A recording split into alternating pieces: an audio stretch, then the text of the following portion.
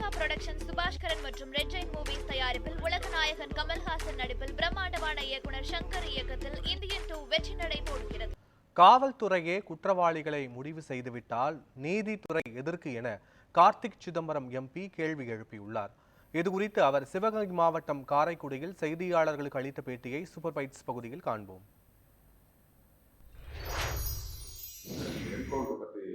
என்கவுண்டரை நான் முழுமையாக ஏற்றுக்கொள்ளவில்லை, அதை வன்மையாக கண்டிக்கிறேன்.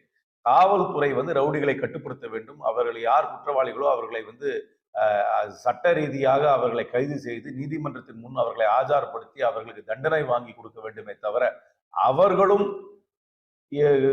இந்த கூலிப்படையை போல என்கவுண்டர் செய்வதை என்னால் ஏற்றுக்கொள்ளவே முடியாது. என்கவுண்டர் என்பது சட்டத்துக்கு புறம்பானது, அரசியல் சாஸ்திரத்துக்கு புறம்பானது, மனிதநேயத்துக்கு புறம்பானது, ஹியூமன் ரைட்ஸுக்கு புறம்பானது. அதை ஏற்றுக்கொள்ளவே முடியாது. அது நல்ல போலீசிங் மெத்தட் கிடையாது. அது கம்ப்ளீட்லி எக்ஸ்ட்ரா ஜுடிஷியல் கில்லிங்கை ஏற்றுக்கொள்ளவே முடியாது. அது காவல்துறைக்கு அழகு அல்ல. அதை எந்த தருணத்திலும் ஏற்றுக்கொள்ள முடியாது. சட்ட ரீதியாக குற்றவாளிகளை பிடித்து அவர்களை நீதிமன்றத்துக்கு முன் ஆஜர்படுத்தி அவர்களுக்கு தண்டனை வாங்கி கொடுப்பதுதான் அரசியல் சாசனத்தில் இடம் இருக்கிறதே தவிர தானாக யாரையாவது முடிவு செய்து அவர்கள் குற்றவாளிகள் அவர்கள் எங்களிடமிருந்து தப்பிச் சென்றார்கள் என்ற கட்டுக்கதையெல்லாம் சொல்லி அவர்களை சுடுவதை என்னால் ஏற்றுக்கொள்ளவே முடியாது. உண்டு காவிரி பிரச்சனை என்னை பொறுத்த வரைக்கும் அதற்கு மேல காவிரி தீர்ப்பாணையம் இருக்கிறது, அதற்கு மேல உச்சநீதிமன்றம் இருக்கிறது. நிச்சயமாக தமிழ்நாட்டுக்கு கிடைக்க வேண்டிய நீரை பெற்றுத்தர வேண்டியது இங்க இருக்கும் அரசாங்கத்துடைய கடமை. அதற்கு கண்டிப்பாக எல்லா விதத்திலும் ஒத்துழைப்பு காங்கிரஸ் கட்சி தரும்.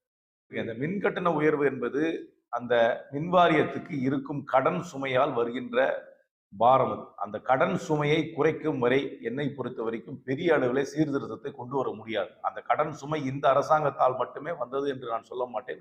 கடந்த 25 ஆண்டுகளாக அந்த கடன் சுமை கூடிக்கொண்டே போகிறது. அந்த கடன் சுமையை குறைப்பதற்கு அதிரடியான முடிவுகளை சிலர் எடுக்க வேண்டும்.